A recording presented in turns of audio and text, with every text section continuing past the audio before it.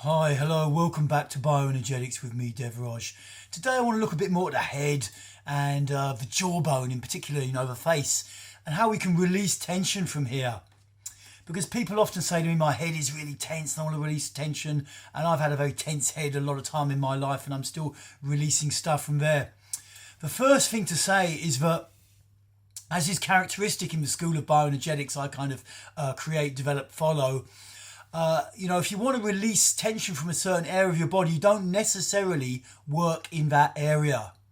Because, as those of you who know my work, what I basically say is that, the principle, step back a moment and make it more obvious, is that the main points you need to activate is in the gut, in the belly. And when your gut is more active, you've got more awareness and feeling in your belly, so your head and your upper body starts to relax. Because what's essentially happened in your life is that, what's happened in pretty much everyone's life, is that we've decamped this energy center here, and our awareness has come up into our head, and now our head is trying to run a load of aspects of our life, like our personal power, our sexuality, our sense of boundaries, all of which are run a lot better from down here. But the mind has taken it over and it's created a lot of tension. So that's the first thing I wanted to say. But now I'm going to look at some exercises you can do working with the head. And to be honest, this is not strictly bioenergetics. It's the same kind of principle in that you're working some of the muscle groups around the head and the face to release tension. But you're doing it by using your fingers, by using your hands, by massaging in there certain key areas of the head and face where there often accumulates tension or where you can release from. And technically this is more properly called myofascial release generally, which refers to it. You can look it up. Anyway, let's get to it. I've just got to switch something off. Forgot about that.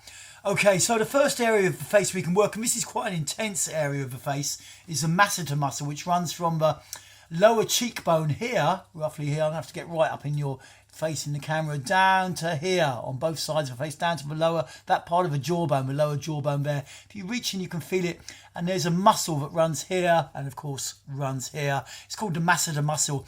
You may have seen me do this before, but you can grind in here and just start to push and see how much tension have you got. Now when you do it, you need to keep breathing. It's quite common for people who don't do this often. I do it every now and again. I've done quite a lot of emotional expression work. But they want to make sound when you do this. And what you can do is, let me just get a cushion.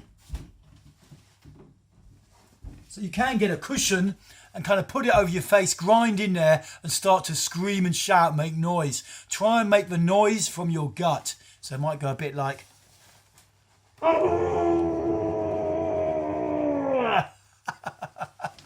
Feels quite good. And if you do one side, do the other side as well. So that's from masseter muscle. You can grind in there on these sides. If you want to really go in, go with just one knuckle, like your longest finger is a knuckle, and grind in there. Or you can make a little battery of it from there and grind in. It's on I'm using the knuckle there, the middle knuckle basically.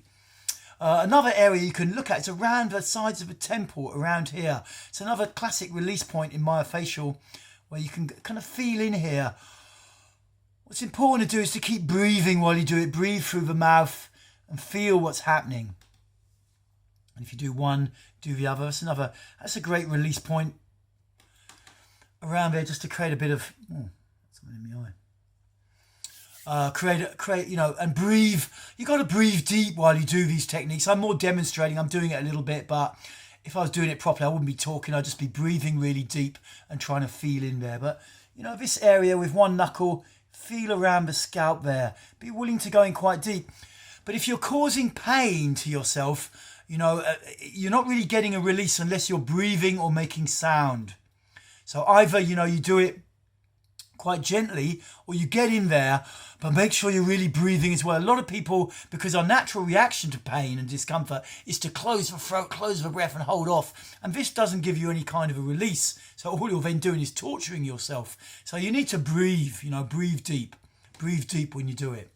Okay, now let's have a little look underneath here. This is an area where if you work in myofascial, they work a lot. In this ridge between the jawbone here, then you've got a ridge before you really get into the throat. You can feel it in there. So you can feel this, if you feel from your chin around here. There's the jawbone, and then at a certain point, you know, it starts to go upwards. And in this gap at the end here, you can feel in there with your thumb maybe. Make sure you cut your thumbnail first. And breathe and release. Get into there and really have a good right around this corner here, basically this curved corner where the jawbone starts to change direction. Feeling in there is good, and then you can work your way down, rubbing quite deep into the muscles here. It can be a bit painful. Like I say, you've got to find the right pain threshold for you and make sure you keep breathing. Do that side, and we can do this side, getting in with the thumb right into the corner and then working your way down. It doesn't really matter which way you work it. Also around this area, you'll see myofascial people. I did years receiving myofascial, working with the knuckles around this area. There's a lot of tension from the collarbone coming up. You can also grind into here quite deep, you know. If you're going to go in deep, try and make it so that you can feel everything that's being stirred up and you're not cutting off from it. That's important. Okay, let's just finally look at, there's a great point in the upper neck at the base of the head. Hopefully you can see it here. I can't tell if you can see it, but hopefully you can. Where you can stick a couple of fingers or your thumb in this. There's like a recess here. You have the two thick muscles coming up from the back, up there. And then right at the top, just under your head, there's a little recess in there. Little kind of gap. Maybe it's about like, I'm going to say 10 pence piece, but that's a quarter roughly in America, or a €1 coin. You can get in there about 2 finger widths. Breathe and feel as you do it. Massage in there quite deep. Breathe and feel. Have a little scout around. You can also work by, you know, clenching into your neck there. Is also good. Anyway, I hope you could see that okay. I think that's enough for the head for today.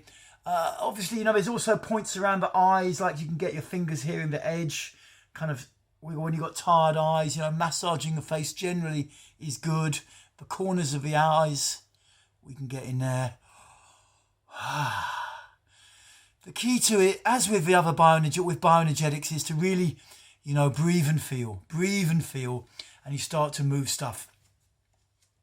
This generally works probably best, you know, yes, it's good you can just release tension, but also it's a good exercise to do after doing some other bioenergetic work like the bow and arch in particular, because after you've done the bow and arch, you know, tension, what happens, or any bioenergetic exercise, tension moves from the muscles, but it doesn't necessarily come right out. It goes along to the next point where there may be a block, and a lot of people have blockages around their face and their head. So it can be good to finish a bioenergetic exercise, you know, a deep exercise like the bow and arch, by doing a bit of muscle release around the face, just to help, you know, just get that last blast out. Okay. So this has been a little talk about the head and the face and releasing tension, and I'll be back soon with more videos soon. Bye for now.